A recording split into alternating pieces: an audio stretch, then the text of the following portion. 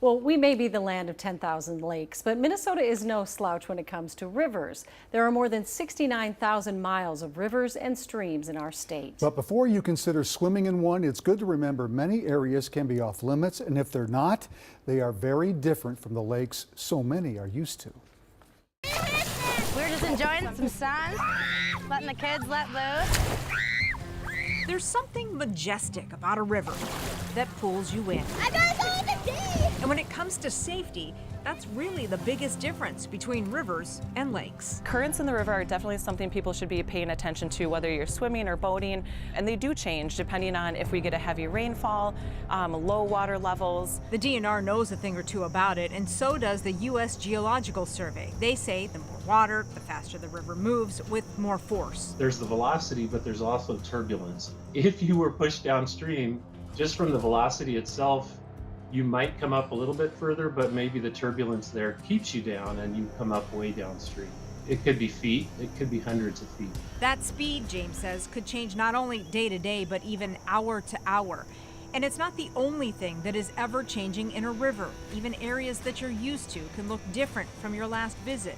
And murky water makes it tough to see what's underneath. If we get a heavy rainfall, debris can be brought into the river, float down river, and it can create problems for boaters or swimmers. Make sure you're entering the water feet first, not diving in head first every time you're going in for the first time, so that you know what's under the water level.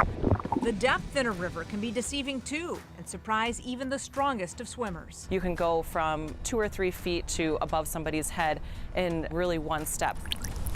While Minnesota's home to more than 6,500 rivers and streams, the 680 miles of the Mississippi are probably the most famous. And if you plan to swim in it this summer, there are things specific to the Mississippi that you should know. Look for spots that there is, it says designated swim area. There may or may not be a lifeguard there, but at least it's going to be an area where it's enclosed and it's designated for swimmers. So if you're looking to swim on the river, that's going to be, one of the best spots that you should go towards. Here's the kick in the pants on that one. There are not many designated swim areas on the Mississippi. In fact, there are none in the city of Minneapolis. But what there are a lot of are barges. They create a pool when they go by, so don't get too close. There's a lot of paddlers who love to be on the river, making sure that you're giving those barges a lot of space. They don't have the turning radius, they're not able to stop. And if you're wondering if it's safe, meaning healthy, to swim in the Mississippi, well, it depends. While the river is certainly much healthier than it used to be, it is still considered impaired for recreational use south of St. Cloud.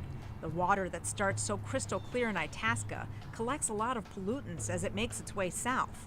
Now, it doesn't mean you can't swim in it. It just means that there are elevated levels of bacteria, like E. coli, that could potentially make you sick. And you should always rinse off after you've been swimming. But the safest thing you can do for yourself is wear a life jacket, even if you are a strong swimmer. And to leave you with one final thing to think about, we always tell you in the winter, there's no such thing as safe ice, right? And I guess I would say that's also true for rivers. No rivers are safe rivers to swim in.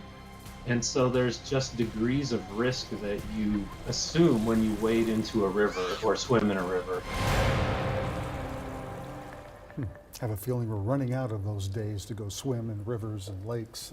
That's true. But Yeah. this weekend you might want to This No, weekend, this you're going to weekend, find yes, somewhere to for tip sure. into. I grew up on the St. Croix, and it was something that you just needed to understand. Yeah, and it's I learned how to powerful. be a lifeguard on the St. Croix, which was really interesting as well when I was a kid in Prescott. And so, yeah, they're really good story because they're really different. And a lot of us are used to lakes, so that's for sure.